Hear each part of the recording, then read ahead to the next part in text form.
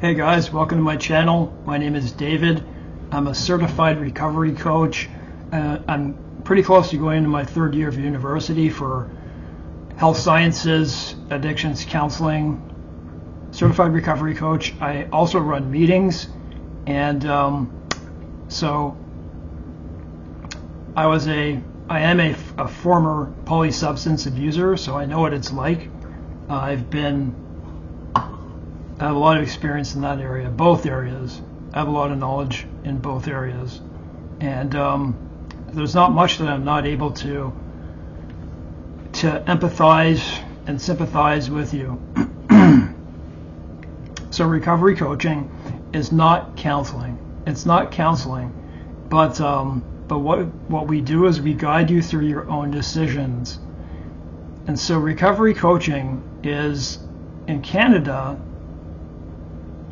there's not nearly as many recovery coaching recognized at hospitals and all types of places, but the reality is a good, knowledgeable enough recovery coach can help you almost just as much as a counselor or a therapist. And what I mean by that is helping you guide you through your decisions, affirming the things that you're doing right. And yes, it does vary from coach to coach. So if that's you, feel free to message me. I'll leave my email in the description box. Pardon me, I do have difficulty speaking. I suffer with a lot of pain. So I wanted to talk about two things today. An experience that I recently had. And so I want to talk about marijuana, and I want to talk about alcohol, and I also want to talk about the 5 stages of change. So like I said, I run online meetings. I'm aware of this, and I also study this, so just pardon me here. I think the last video I made on here was quite some time ago. It was about marijuana, and I forget exactly what I was talking about, but when I was younger, I was into that, and I just remember, the first times that I was using it, they were good, right? I felt elated. I felt really good, but after a while, I started to feel paranoid. It started to give me anxiety, and that's not uncommon. And it all depends on the things that you've been through in your life, and even not, but many of the times it depends upon your personality, things that you've been through. But so if you live in Canada, you're probably already aware. You can, if you live around, a lot of people, if you live around, I have difficulty speaking, just so you know. If you live around, man, it's not even, you could live out in the country with just enough. You could probably smell marijuana smoke coming down from far distances. Just in the vicinity that I live here, in an apartment complex is, when I walk out the door, I'll probably instantly smell it. And then when I start walking, I'll smell it probably, if I go out for 3 hours, I'm going to smell it maybe up to 5 times. Up to 5 times, maybe even more. It's just all over the place. And they make it, just because it's legalized doesn't mean that, and legalizing in North America in general, like the United States, there are many states that have. But I'm here to say that it's very unhealthy for you. And my hope for you is that you can get away from this stuff.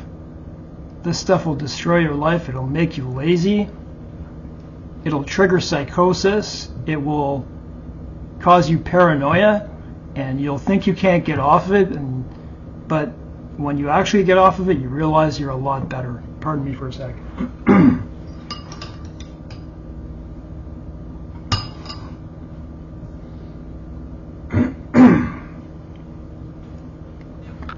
I have a very hypersensitive nervous system. And so I'm going to tell you a story that happened to me yesterday. I got high yesterday, but involuntarily. and this in the last while is not uncommon in the last 2 years. If I walk out a door, okay, say I leave my apartment, I go downstairs and I go out my door, and there's no windows, it's just a windowless door, and I open the door and someone's smoking a joint right there, which is not uncommon, and when someone takes a puff, you know, when someone takes this and puffs, the marijuana smoke, by the way, people think that marijuana smoke is healthier than cigarette smoke. I'm here to tell you it's much worse. You can go do the research for that. It's a lot thicker. It's a lot thicker smoke. You would think thicker smoke would probably be worse for your lungs, right? And that thick smoke, like, have you ever seen that smoke on a calm day where it just, like, you can see it go, like it'll go out of your view? That thick smoke, when they take that puff and that big, you know, that big cloud of smoke, if you walk into that, that was me, I will get high.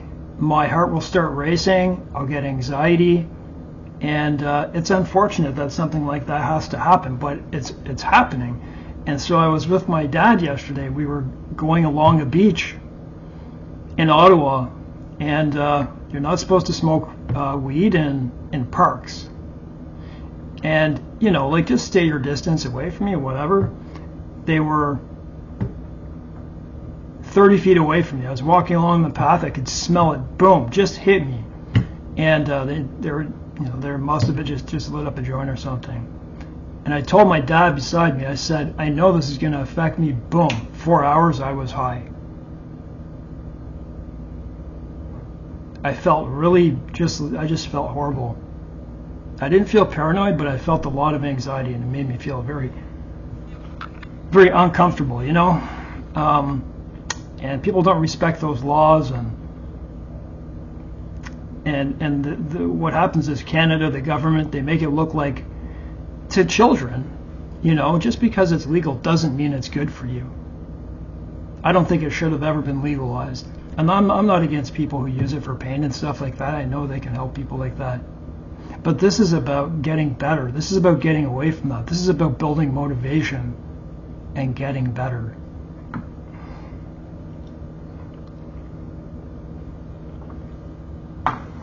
I'm not the greatest on camera. I'm much different off because of a throat disorder that I have, so pardon me. So,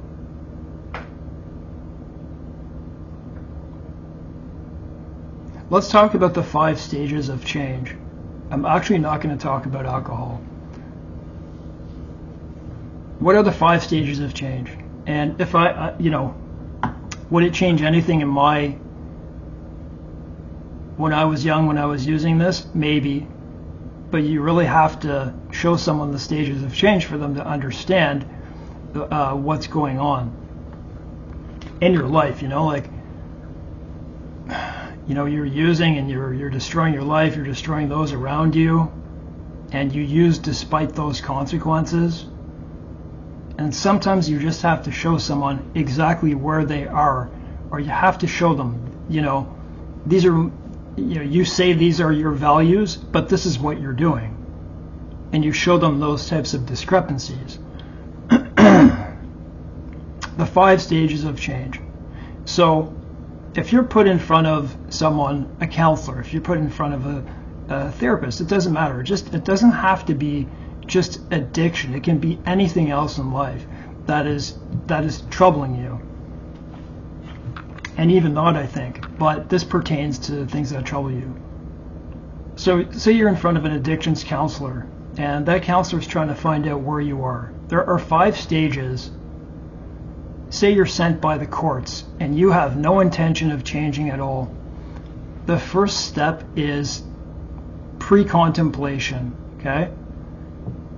And in pre-contemplation, you may think you don't have a problem, or you may think that what you're doing works for you, or you just have no intention to do anything. You just don't think there's anything wrong. That's the first stage, and that's called pre-contemplation. You don't understand that you have a problem, And so even if your life is completely out of control, you're popping pills, you're doing all that type of stuff, which was me. I was doing a whole bunch of stuff and drinking. A lot of the time, you're the last one to see it. And that is, I find that actually pretty amazing. You know, you may have some inkling that something is wrong, but you don't realize it's just you're using it and it's destroying you. So that's pre-contemplation. Then there's contemplation. You know, you feel a bit of ambivalence. It just means you go on one side and then you go to the other. You realize you have a problem. You don't know what to do about it, but you do realize you're starting to contemplate it. You're starting to realize that maybe something's wrong. Maybe even, so in the contemplation stage, you may contemplate that there's something wrong, whether or not you're going to think you're ready to do something. After the contemplation stage is the action stage. So you've recognized your problem in the contemplation stage, and you've come to the point where you realize I got to do something. Or sorry, it's the preparation stage. Preparation. So it's pre-contemplation, contemplation, then it's preparation. You realize there's a problem, and now inside yourself you're like, I'm ready to do something about this. You haven't done anything yet, but you're starting to gear up. Maybe you're starting to research about things. How will I stop this? How am I going to stop smoking a joint? How am I going to stop drinking this alcohol? Pardon me a sec.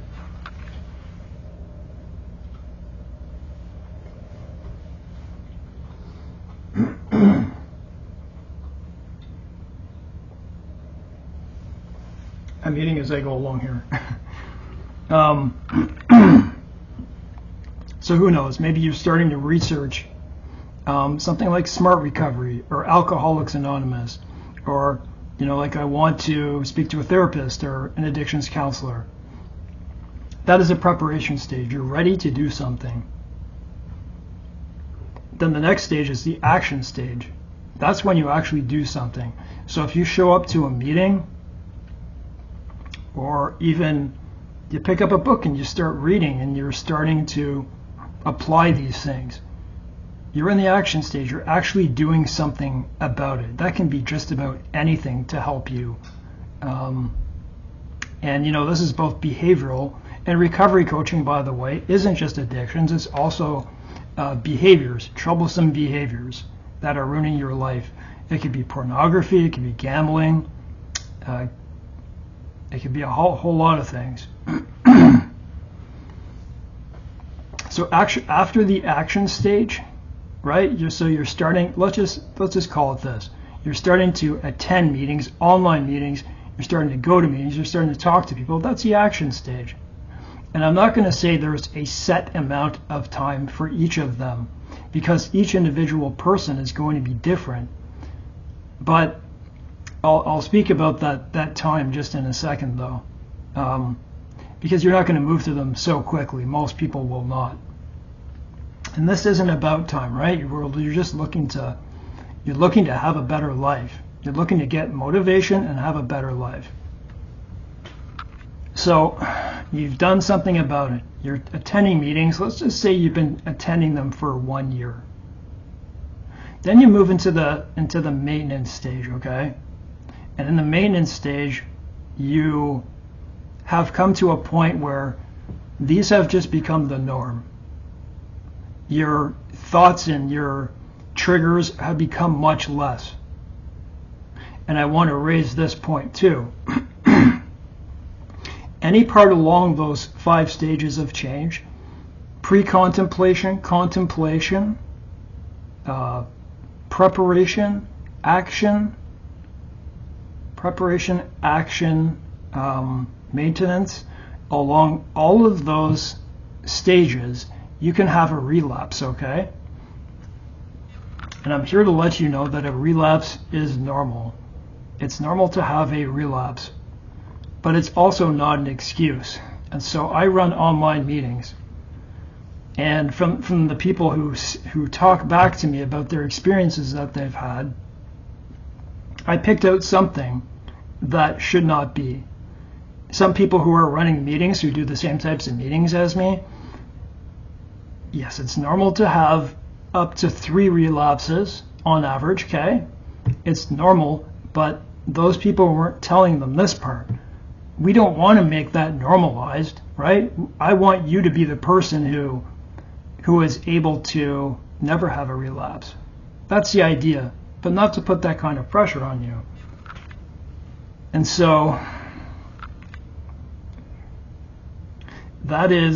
so now we're in the maintenance stage. The maintenance stage is you're starting to do well for yourself. This has become a lifestyle. This is the thoughts that you're having and the triggers. You have them under control, and it's become your lifestyle. You don't feel nearly as much, if anything, any urges. But there are still times where triggers will get you, of course. But you're doing a lot better. You're doing a lot better. So that's the maintenance stage. That's the 5 stages, and a lot of them do show a 6th one, which is the terminal stage, or you could call the exit stage. The original 5-stage model doesn't show that. But in any case, there's the exit stage, or the terminal stage, where you don't even have to go and do all those things anymore. Whether that's you or not, or you think you can do that, that's you. Only you know that, and I want you to be able to recognize the signs of relapse. Relapse doesn't happen immediately. It doesn't just, bam, you go and use it. That's not it. And it's not even that long ago that they discovered this, that relapse happens over a period of time. So I'm a recovery coach, so I'm here to help you have motivation to fill your time with the right things, to keep your hands busy and not be in a place where you find yourself bored, right? That's one of them. So if you're in the maintenance stage and you say, oh, I don't need meetings anymore, I don't need to do these things, you're going along fine. So you go for 5 years, right? You go for 5 years. But suddenly, or even less, you start to feel bored. You think you're on top of things, and before you know it, a trigger or something makes you think, oh man, I could probably do this. I could probably just take a puff or something like that. Bam, right? Those signs were there, but you didn't see them, and that's why you have to learn them now. So that's the 5 stages, and I mean, that's the way I'm explaining it. You could explain it a different way, but each to their own. So if that's you, I'm not the best on camera because I suffer with pain in my abdomen, and I have a throat disorder, but I'm a lot better in person and on the phone when doing this with people. But yeah, so if you're looking for a recovery coach, I can help you develop a plan, a good plan. So we take small measurable steps, right? And I make sure that you're following those steps. I'm not going to press upon you, but I want to make sure that you're doing those right steps and sticking to those things. We'll develop a plan, and we'll make sure it works. Small, measurable steps, nothing too big, because if you start to choose things that are too big, it's like someone walking in and say, I'm going to go make $1 million, right? You have to start somewhere. Small, measurable steps. So anyways, I'm going to leave my contact information in the description box. If that's you, please contact me.